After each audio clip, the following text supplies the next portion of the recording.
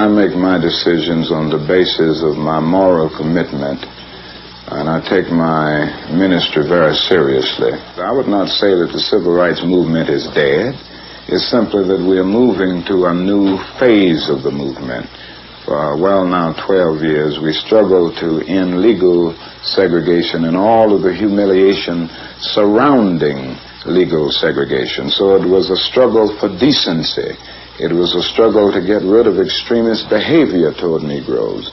Now we are in a new phase, and that is a phase where we are seeking genuine equality, where we are dealing with hard economic and social issues. And it means that the job is much more difficult. It's much easier to integrate a lunch counter than it is to guarantee an annual income. It's much easier to integrate a bus than it is to get a program that will force the government to put billions of dollars into ending slums. It's a wonderful thing to work and be concerned about integrating public accommodations, or integrating the public schools, which I will continue to work for with vigor and with zeal.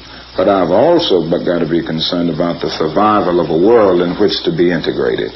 And these issues to me are tied together in that sense. How did you arrive at this decision, and who influenced your thinking?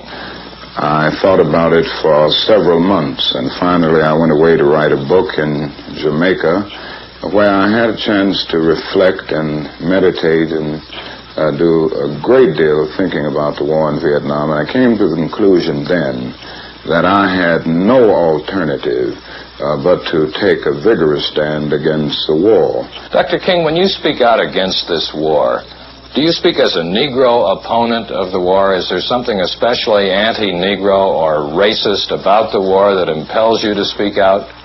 I cannot overlook the fact that I am a Negro, and that this war is doing a great deal to destroy the lives of thousands and thousands of my brothers and sisters. We are dying physically in disproportionate numbers in Vietnam, some 22 and 4/10% of the deaths, even though we are only about 11% of the population. The other thing is that we are dying spiritually and psychologically in disproportionate numbers at home, in the ghettos. And I think the war itself accounts for our constant spiritual and psychological death here at home. I weighed the criticisms that I would get. Yes, sir. I thought about even the fact that some Negroes wouldn't understand, and some respectable Negro leaders who are more concerned about being invited to the White House than invited to the cause of justice would be against me.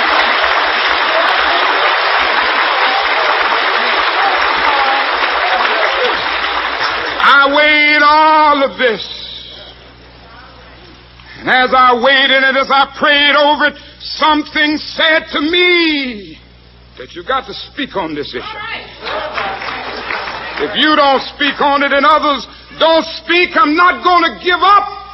I'll have even the rocks to cry out against this war.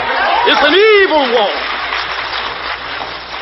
And no matter where it leads, no matter what abuses it may bring, I'm going to tell the truth.